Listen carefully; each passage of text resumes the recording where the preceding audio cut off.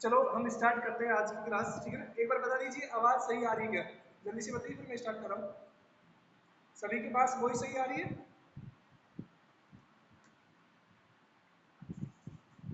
चलो ठीक है। देखिएगा, कल की क्लास की बात करें तो हमने चैप्टर सेकंड डिस्कस कर रहे थे, इलेक्ट्रिक पोटेंशियल।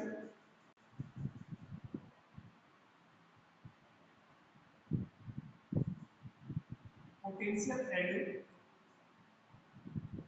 कैपेसिटेंस। तो जो हमने इलेक्ट्रिक पोटेंशियल के बारे में बात कर चुके थे, ठीक है ना। और इसके अलावा हमने जो पोटेंशियल का पार्ट है यहाँ तक का, इसके नोट्स भी हम आपको प्रोवाइड करा चुके थे, ठीक है ना। तो कैपेसिटेंस का जो पार्ट मैंने बोला था आपको, उसके नोट्स आपका जब ये पार्ट फर्स्ट खत्म हो जाएगा, सेकंड चैप्टर का जो फर्स्ट पार्ट है, जब खत्म हो जाएगा उस टाइम हम क्या कर देंगे, इसको डिस्कस कर देंगे, उसके नोट्स भी हम बाद में भेजेंगे, ठीक है। सेकंड थिंग देखो, कल कुछ बच्चे मैसेज कर रहे थे कि सर जो आपने पढ़ाया वो नोट्स में नहीं मिला है। देखो, शुरू में 2-3 टॉपिक छोड़ देना, उसके बाद मिल जाएगा वो। टॉपिक थोड़े आगे पीछे हो सकते हैं, बाकी कंप्लीट सिलेबस है उस नोट्स के अंदर, ठीक है। सेकंड थिंग देखिएगा, अब कुछ बच्चे ये भी बोल रहे थे कि देखो मैं अब व्हाइट बोर्ड में भी प्रॉपर लिखवाया करूंगा, आप चाहे तो व्हाइट बोर्ड से भी नोट कर सकते हैं। नोट का मतलब आप स्क्रीनशॉट ले लीजिएगा उसका, फिर आप अपनी नोटबुक में नोट कर लीजिएगा। और नोट्स को बिल्कुल प्रॉपर तैयार रखिएगा, क्योंकि सेकंड टाइम जब रिवीजन होगा तो आपका टाइम है वो नोट्स लिखने में वेस्ट ना हो, ठीक है ना। तो ये ध्यान रखना, आप चाहे तो ब्लैक बोर्ड से, इस व्हाइट बोर्ड से भी आप नोट कर सकते हैं, और चाहे तो आप उसमें नोट्स में थोड़ा सा क्या है, डिटेल से दे रखा है, एक छोटी छोटी लाइन को भी एक्सप्लेन कर रखा है, जिनको हमें एग्जाम में लिखने की जरूरत नहीं होती है। नोट्स है वो बच्चों के लिए बनाए जाते हैं कि उनसे बच्चे एक एक लाइन को समझे, ठीक है ना। उनको एग्जाम में लिखने की जरूरत नहीं होती है बार बार, ठीक है। तो देखिएगा, कल हमने जो टॉपिक बात की थी उसके बारे में एक बार बात कर लेते हैं। जो कल का टॉपिक था हमारा, वो था इलेक्ट्रिक पोटेंशियल के अंदर पोटेंशियल डिफरेंस। इसके इसके बारे में हमने बात की थी, पोटेंशियल डिफरेंस के बारे में, कि किसी भी चार्ज को, यानी आपके पास क्या होना चाहिए, किसी भी चार्ज को इलेक्ट्रिक फील्ड के अंदर, ये ध्यान रखना है, पोटेंशियल डिफरेंस के अंदर इलेक्ट्रिक फील्ड होता है, ठीक है ना। किसी भी चार्ज को इलेक्ट्रिक फील्ड के अंदर जब मूव कराते हैं, इलेक्ट्रिक फील्ड के अंदर मूव कराते हैं एक पॉइंट से दूसरे पॉइंट पर, ठीक है ना। तो उस केस में जो वर्क होता है, वर्क डन होता है, उसी को हम क्या बोलते हैं, पोटेंशियल बोलते हैं, सॉरी पोटेंशियल डिफरेंस बोलते हैं। क्लियर? जैसे मान लें कि आपके पास ये कोई इलेक्ट्रिक फील्ड है, इस पूरे इलेक्ट्रिक फील्ड पर हम मान लेते हैं कि एक पॉइंट ए है, और यहां से एक चार्ज को आप मूव करा रहे हैं बी पर। इस ए का पोटेंशियल कितना होगा, वी ए होगा, और इस बी का पोटेंशियल वी बी होगा, क्योंकि ये इलेक्ट्रिक फील्ड के अंदर है तो इनका पोटेंशियल भी होगा। तो देखिएगा, सर आप आज फर्स्ट चैप्टर का एनसीईआरटी एक्सरसाइज कराने वाले थे, ठीक है ना। मैंने ये बोला था कि उन शुरू की जो 10 चैप्टर में कोई दिक्कत है तो आप क्वेश्चन सेंड कर दीजिएगा, मैं उनको डिस्कस कर लूंगा अभी, ठीक है ना। अब देखिएगा, यानी ए और बी के बीच में अगर हम पोटेंशियल डिफरेंस निकालेंगे तो फाइनल माइनस इनिशियल, वो कितना होता था, वर्क अपॉन चार्ज, जो टेस्ट चार्ज हमने देते उसके बाद। ये हमने बात कर ली थी पोटेंशियल डिफरेंस के अंदर। और इसके अलावा हमने ये भी बात कर ली थी कि इसकी जो यूनिट है वो होती है वोल्ट। यूनिट क्या होती है, वोल्ट होती है, जिसको हम कैपिटल वी से रिप्रेजेंट करते थे, ठीक है ना। सेकेंड थिंग देखिएगा, हमने इलेक्ट्रिक पोटेंशियल की भी बात की थी। ये पोटेंशियल डिफरेंस था, दो पॉइंट के बीच में होगा, इलेक्ट्रिक फील्ड के अंदर होगा, ठीक है ना। हमने इलेक्ट्रिक पोटेंशियल क्या होता है, अगर इनमें से जो इनिशियल में, अगर हम जो ए है इसको इन्फिनाइट मान लें, यानी ये पॉइंट ए है, ये क्या हो जाए, इन्फिनाइट पे लोकेट हो जाएगा, यानी इन्फिनाइट पर लोकेट हो जाता है। उस केस में आपको पता है इन्फिनाइट पर पोटेंशियल जीरो हो जाता है, क्योंकि वहां पर ना तो इलेक्ट्रिक फील्ड होता है और ना ही फोर्स होता है, तो इलेक्ट्रिक पोटेंशियल भी क्या हो जाएगा, जीरो हो जाएगा, ठीक है। तो उस केस में हम पोटेंशियल का लिख देते हैं V equal to W upon two. वैसे मैं आपको बताऊं, इलेक्ट्रिक पोटेंशियल नाम की कोई फिजिक्स के अंदर कोई पर्टिकुलर क्वांटिटी नहीं होती है, वो हमेशा पोटेंशियल डिफरेंस ही होता है, क्योंकि हमेशा दो पॉइंट्स के बीच का हम कंपेयर करते हैं। और इसके अलावा हमने इसकी डायमेंशंस के बारे में डिस्कस कर ली थी। मैंने आपको बोला था कि आप इसकी डायमेंशन खुद लिखेंगे, ठीक है ना। अब देखिएगा, नेक्स्ट हम बात करते हैं,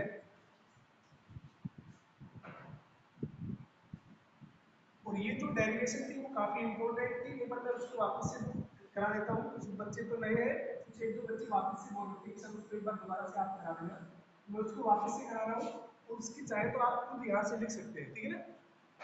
देखिएगा, हम मान लेते हैं कि एक चार्ज है क्यू, ये चार्ज क्यू रखा हुआ है, ठीक है ना, कैपिटल क्यू दिखा है। ये सोर्स चार्ज मान लेते हैं हम इसको। कौन सा चार्ज मानेंगे? Source charge. किसी को दिक्कत हो तो मैसेज कर देना, ठीक है ना, मैं कंटिन्यू देख रहा हूँ स्क्रीन पे।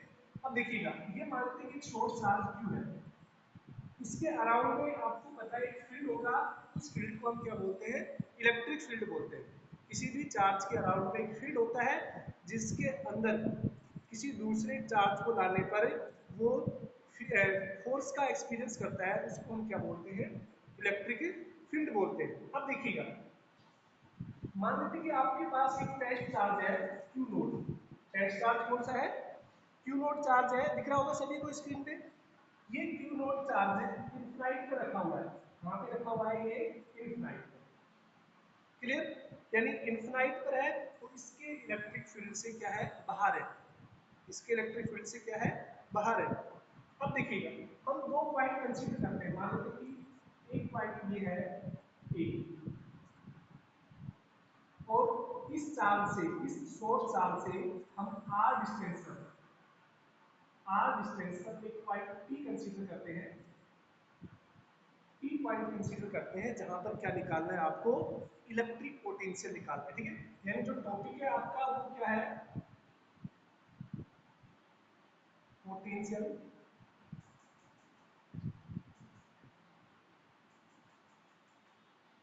Due two point charge.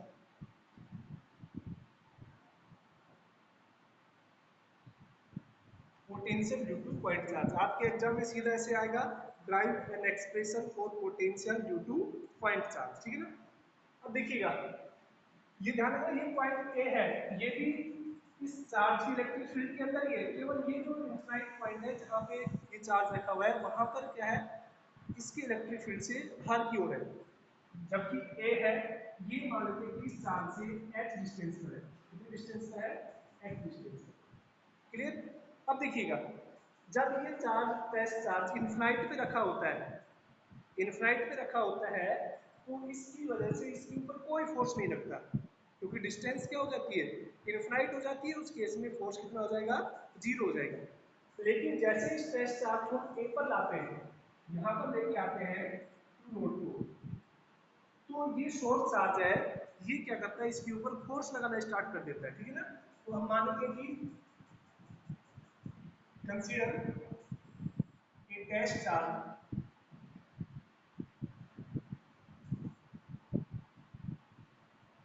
Q node placed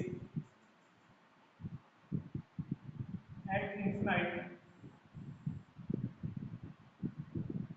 initially when it displays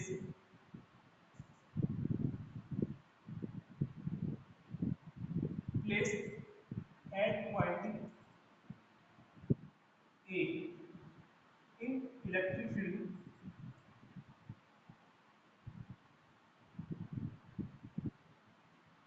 then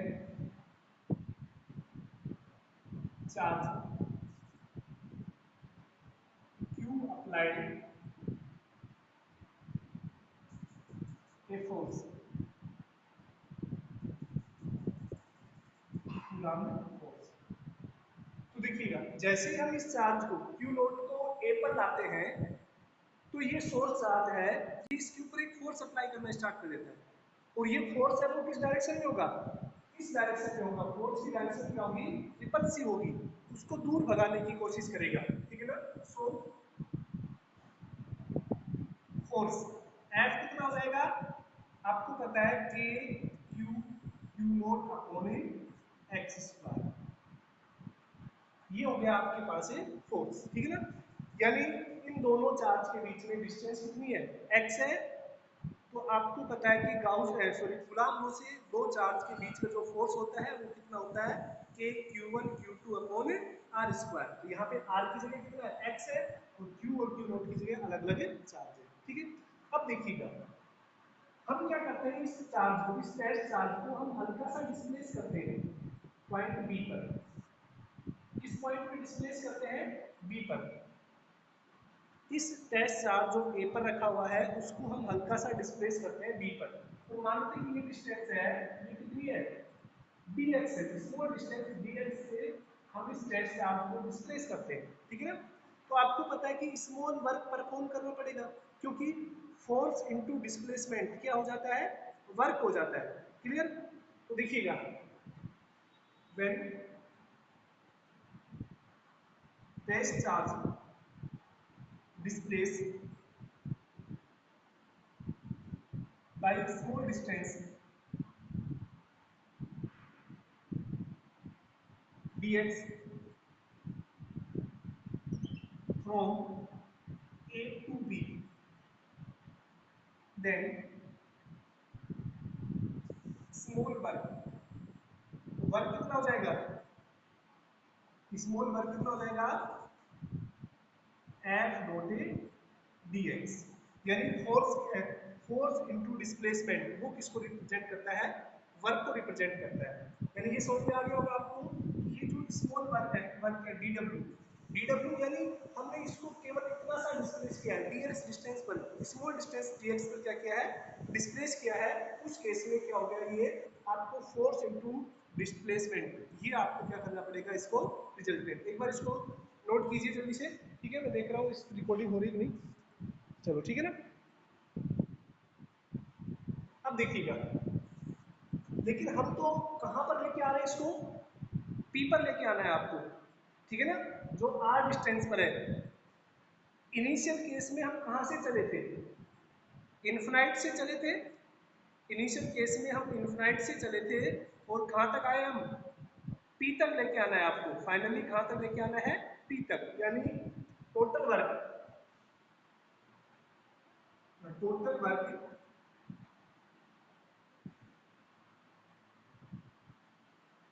by moving infinite two point P.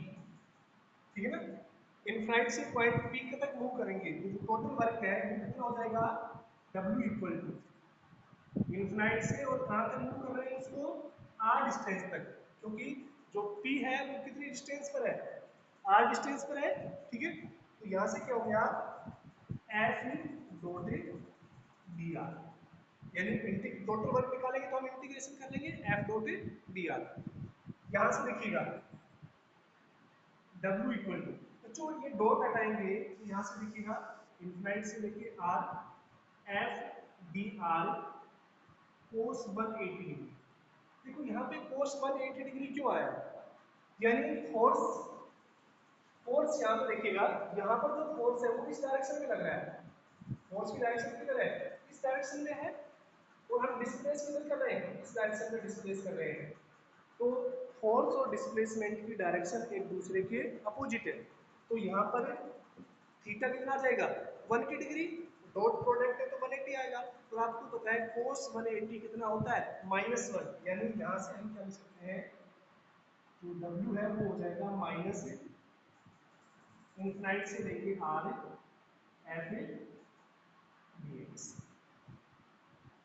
Clear, यहाँ तक किसी को कोई दिक्कत जल्दी से बताइए एक बार मैसेज करके।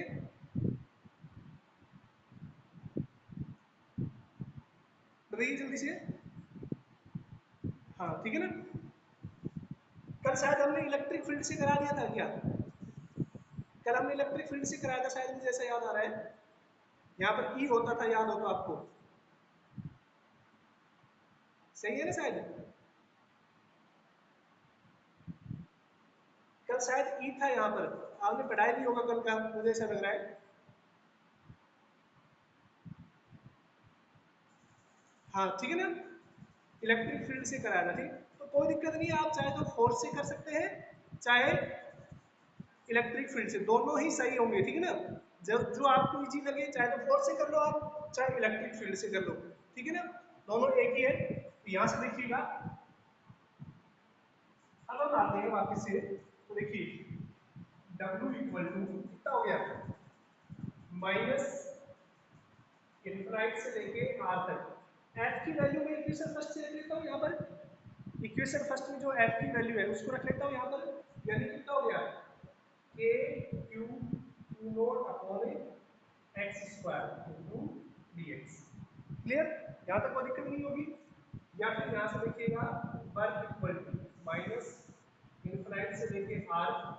देखो जो कांस्टेंट है मैं उसको बाहर ले लेता हूँ, यानी जो K है वो भी कांस्टेंट होता है, ये चार्ज Q है ये भी कांस्टेंट है, और ये चार्ज Q नोट है ये भी कांस्टेंट है। केवल क्या बचेगा आपके पास, इनफाइनाइट से लेके R, 1 अपॉन एक्स स्क्वायर बचेगा। कितना बचेगा, 1 अपॉन एक्स स्क्वायर। इसको जब सोल्व करेंगे तो मैं इसको ऐसे लिख सकता हूँ, एक्स की पावर माइनस 2 dx। दिख रहा है ना सभी को, x की पावर माइनस 2 dx। x की पावर n का इंटीग्रेशन, मैंने बहुत पहले भी इलेवंथ क्लास में बताया था, x की पावर n का इंटीग्रेशन होता है x की power n plus 1 upon n plus 1। अगर याद नहीं है तो लिख लेना साइड में, ठीक है ना। अब देखिएगा, यहां से देखिएगा W equal to minus K Q Q note, x की पावर n का इंटीग्रेशन जब इसका करेंगे तो बच्चों की आएगा एक्स की पावर माइनस 1 अपॉन, मैं इसको सॉल्व कर देता हूँ, minus 2 plus 1 upon minus 2 plus 1। कहाँ से, इनफाइनाइट से लेके R तक। यहाँ तक कोई दिक्कत नहीं होनी चाहिए आपको, ठीक है। या फिर देखिएगा, अब वर्क कितना होता है, देखो W को हम कितना लिख सकते हैं, अभी आप इसको साइड में लिख लेना। आपने पढ़ा था कि V इक्वल टू होता है W upon Q note. Electric potential में ये फॉर्मूला लिखा था आपने, तो यहाँ से अगर हम W को क्या लिख सकते हैं, V इंटू Q नोट लिख सकते हैं। इसको साइड में लेना आप, ठीक है ना, कहीं पे। तो यहाँ से देखिएगा V into Q naught equal to minus K Q Q naught, K Q Q naught. ये कितना बचेगा, देखिए ये बचेगा आपके पास 1 अपॉन एक्स, वो भी किसका, माइनस का, इनफाइनाइट से लेके और R। एक्स की पावर माइनस 1 आएगी, वो डिवाइड में आ जाएगा, ठीक है ना। और यहाँ से क्यू नोट से देखो, क्यू नोट कैंसिल हो गया, v इक्वल टू कितना आ गया, माइनस के क्यू, यहाँ का माइनस बाद लेते हैं, प्लस हो गया 1 upon R, upper limit minus lower limit infinite. तो यहाँ से v इक्वल टू कितना हो गया, के क्यू, 1 अपॉन इनफाइनाइट कितना होता है 0, तो v कितना बचेगा R। ये होता था potential due two point charge. एक बार इसका स्क्रीनशॉट ले लीजिए सभी बच्चे प्रॉपर तरीके से।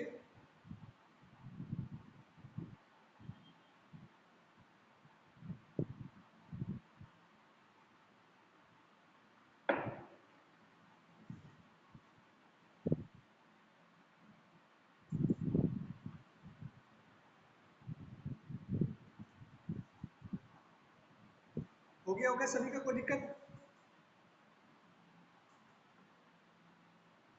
ले लिया होगा स्क्रीनशॉट।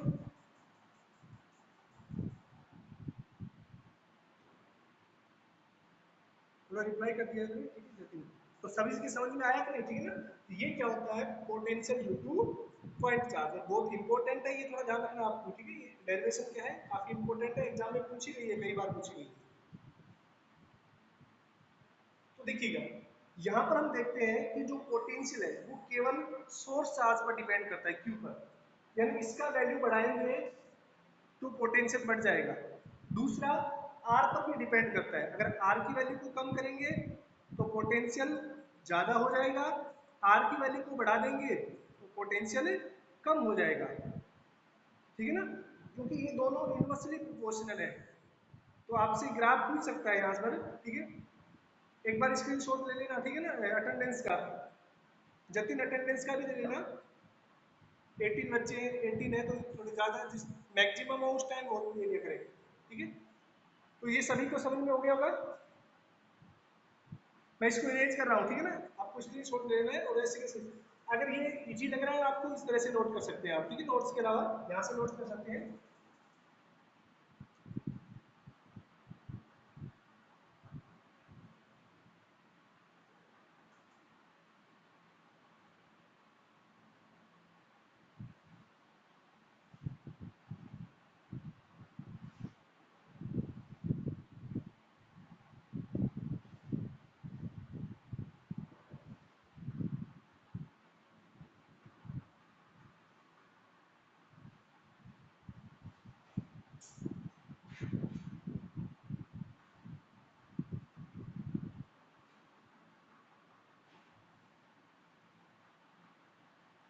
आज वो नहीं है अंजलि गुप्ता, अंजलि गुप्ता है वो, दूसरी गुप्ता होती नहीं, क्या नाम है उसका, नाम भूल जाता हूँ वो।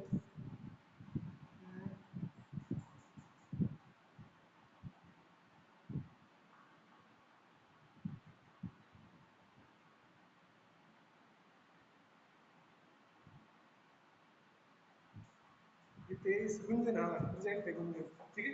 तो देखिए समझ में आ रहा है भाई अंजलि, समझ में आ रहा है कि नहीं? अंजलि गुप्ता मैसेज करना है, मैंने माइक से नहीं सुन पाऊंगा मैं, ठीक है ना, मैंने म्यूट कर रखा है माइक। हितेश वर्मा आ रहा है समझ में, हितेश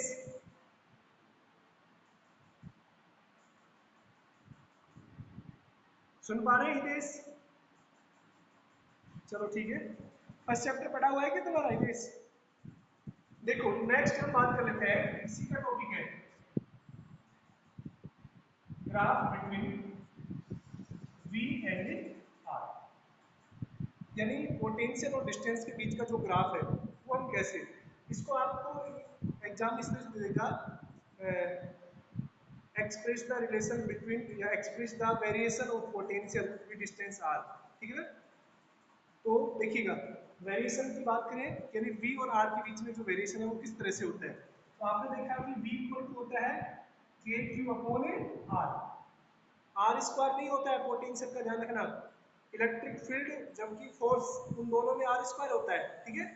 तो यहाँ से देखिएगा अगर हम बात करें ग्राफ की, तो v और r के बीच में जो ग्राफ है वो किस तरह से होगा, इस तरह से ग्राफ होगा। बिल्कुल इजी है, आपको मैंने पहले भी बता रखा है कि जब भी कोई दो फिजिकल क्वांटिटी आपस में इन्वर्सली प्रोपोर्शनल होती है उस केस में उनका ग्राफ हमेशा कैसा होगा, इस तरह से पैराबोलिक ग्राफ होगा, ठीक है। यहाँ तक कोई दिक्कत है? एंड गंगा दीपक कुमार की यही, ठीक है ना। तो देखिएगा ये क्या होता है, v वर्सेज r का ग्राफ, क्लियर यहाँ पे कोई दिक्कत? अब देखिएगा नेक्स्ट हम बात करते हैं डाइपोल से रिलेटेड, डाइपोल का चैप्टर फर्स्ट में हमने बात की थी, याद होगा सभी को डाइपोल क्या होता है, चलो स्टार्ट करते हैं। चल रहा है, अच्छा हितेश क्या चल रहा है भाई? एक चीज और याद रखना कि जो पोटेंशियल है ना वो एक स्केलर क्वांटिटी होती है, पोटेंशियल स्केलर क्वांटिटी होती है, इसलिए हमेशा साइन आएगा, पॉजिटिव चार्ज है तो पॉजिटिव पोटेंशियल होगा, नेगेटिव चार्ज है तो नेगेटिव पोटेंशियल होगा, क्लियर, ठीक है ना। तो ये ध्यान रखना है पोटेंशियल हमेशा साइन के साथ आएगा, जबकि इलेक्ट्रिक फील्ड और इलेक्ट्रिक फोर्स है वो साइन के साथ नहीं आता है, ठीक है। और देखिएगा नेक्स्ट हम बात करते हैं, और ये भी वेरी वेरी इंपॉर्टेंट है ये topic,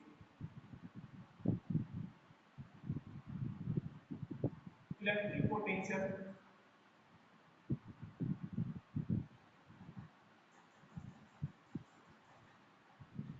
due to dipole, electric potential due to dipole, ठीक है। और डाइपोल के लिए हमने दोनों केस पढ़े हैं, एक्सियल लाइन पर भी और इक्वेटोरियल लाइन पर भी, दोनों केस में हम डिस्कस करेंगे कि इलेक्ट्रिक फील्ड तो कितना होता था वो हम ऑलरेडी डिस्कस कर चुके हैं, पोटेंशियल कितना होगा वो हम डिस्कस करेंगे। जब तक मैं डायग्राम बना रहा हूँ तब तक मुझे बताइए इक्वेटोरियल सॉरी इलेक्ट्रिक फील्ड कितना होता है एक्सियल लाइन पर, डाइपोल के एक्सियल लाइन पर इलेक्ट्रिक फील्ड कितना होता है, जल्दी से कमेंट कीजिए, मैं डायग्राम बना रहा हूँ, ठीक है। डाइपोल वो होता है जिसमें एक पॉजिटिव और एक नेगेटिव चार्ज होता है, ठीक है, डिस्टेंस भी होती है गुंजन। चलो देखिएगा जब तक मुझे बताइए कि एक्सियल लाइन पे कितना होता है उसके इलेक्ट्रिक फील्ड में, डायग्राम बनाओ तब तक।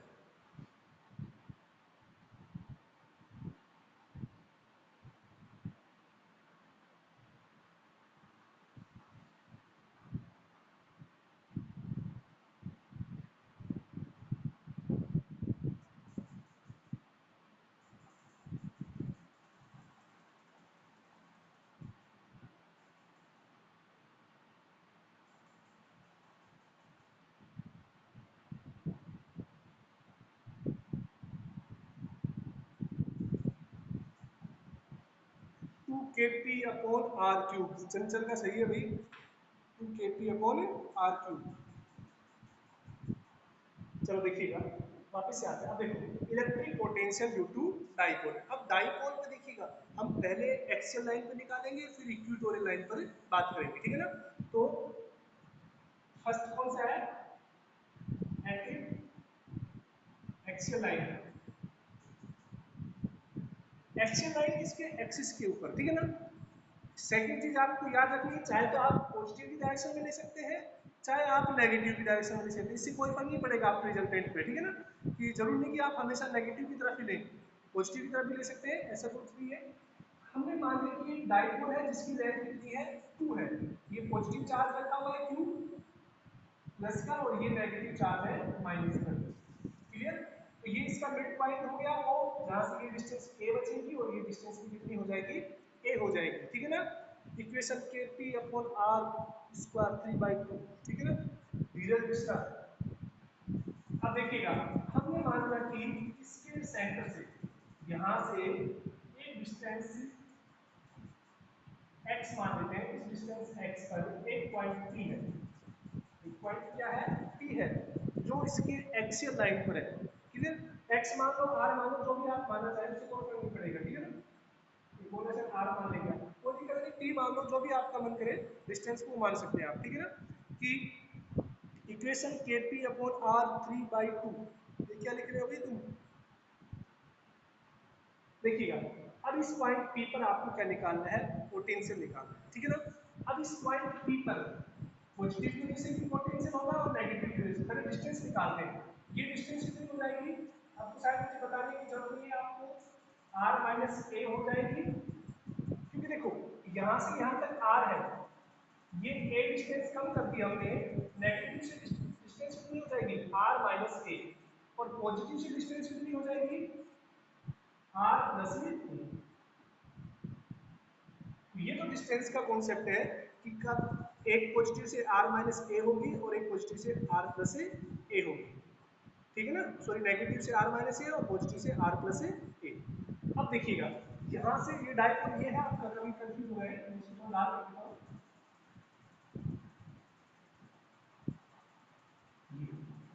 क्लियर, डायपोल है, ठीक है। इसको मैं और थोड़ा दिख रहा होगा सभी को डायपोल तो, ठीक है। अब मैं इसकी लैंग्वेज लिखता हूं, जिसको आपको लिखने में है, consider a dipole of length 2a from which a point P located at distance r from center of a dipole। तो हमने क्या मान लिया कि एक पॉइंट r है, वो कहां पर है, इस डाइपोल के सेंटर पे है, ठीक है। सेंटर से r डिस्टेंस पर एक पॉइंट P है, जहां पे आपको क्या करना है, इलेक्ट्रिक फील्ड निकालना, सॉरी पोटेंशियल निकालना है, ठीक है। अब देखिएगा, पहले हम बात कर लेते हैं potential due two plus Q charge. देखिएगा, प्लस क्यू चार्ज की वजह से जो पोटेंशियल होगा वो कितना होगा, देखिएगा। अगर हम बात करें, इसको V1 मान लेते हो, वो हो जाएगा आपके पास के क्यू अपॉन आर। इसके लिए डिस्टेंस कितनी है, पॉजिटिव चार्ज के लिए डिस्टेंस कितनी है, आर प्लस ए, ये डिस्टेंस कितनी होगी, R plus A. That is equation first. And potential due to negative charge. अब थोड़ा सा फास्ट हो रहा हूँ मैं, थोड़ा टाइम बचा हुआ है, कम कितना टाइम बचा हुआ है, 5 मिनट में हो जाएगा फिर। तो V2 कितना हो गया, minus A Q upon R minus A. यहाँ तो कोई दिक्कत है, कमेंट कीजिए जल्दी से। प्लस का तो पॉजिटिव आएगा हमेशा और माइनस का नेगेटिव आएगा, क्योंकि पोटेंशियल है वो एक स्केलर क्वांटिटी है, तो साइन के साथ होगा ये। अब देखिएगा, हमें रिजल्टेंट निकालना है, ठीक है। सो नेट वी, तो वी कितना हो जाएगा नेट, देखिएगा V2 में से V1 करें या V1 में से V2 करेंगे, ये बताइए मुझे। इस V2 में से V1 माइनस करें या V1 में से V2 माइनस करें। मैंने इलेक्ट्रिक फील्ड के केस में भी बताया था आपको कि कब कब ये आपको ध्यान रखना है, जब डिस्टेंस देखो इसमें डिस्टेंस कम है, इसमें डिस्टेंस कम है तो इसका पोटेंशियल ज्यादा हो जाएगा, ठीक है ना। तो यहाँ पर देखिएगा तो कितना हो जाएगा V2 minus V1, sorry add करेंगे टोटल पोटेंशियल ऐड करेंगे तो कितना हो जाएगा V2 प्लस V1, ठीक है। तो यहाँ से देखिएगा इसको एक बार नोट कर लीजिए जल्दी से।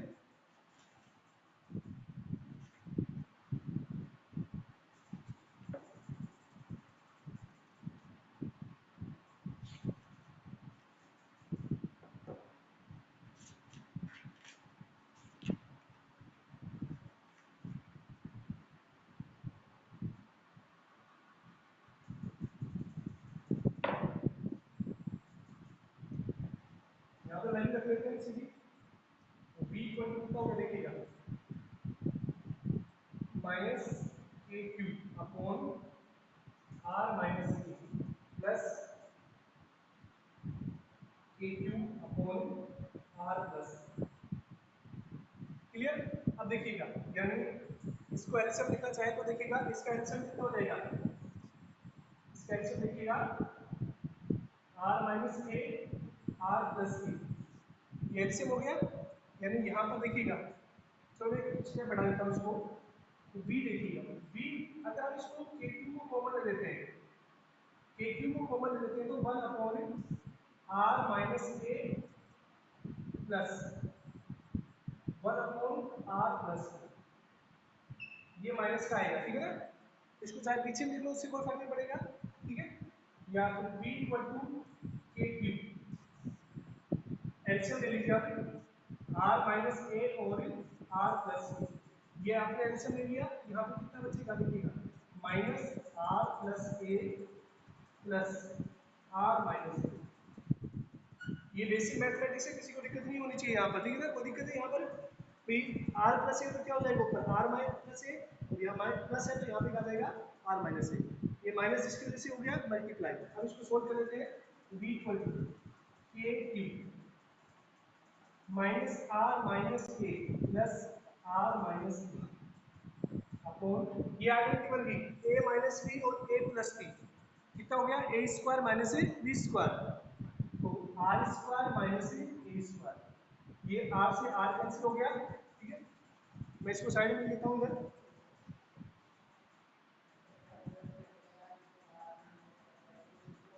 आपके पास v equal to K Q upon ऊपर तो बचेगा आपके पास 2a upon R square minus A square, ठीक है। ये ऊपर क्या बचेगा a और a कितना हो गया माइनस 2a, कितना बचेगा आपके पास माइनस 2a बचेगा, ठीक है ना।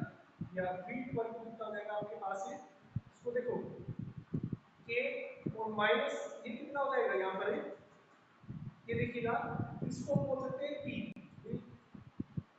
2a into Q, dipole moment हो गया p हो गया upon R square minus A square, लिख लीजिए इसको जल्दी से, नोट कीजिए इसका स्क्रीनशॉट।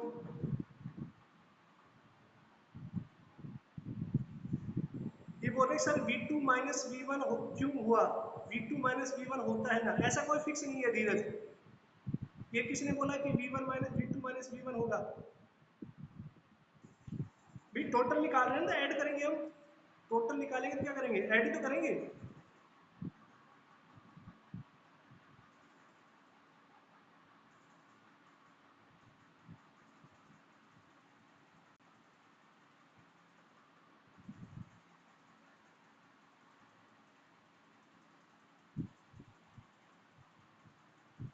करो इसको नोट जल्दी से।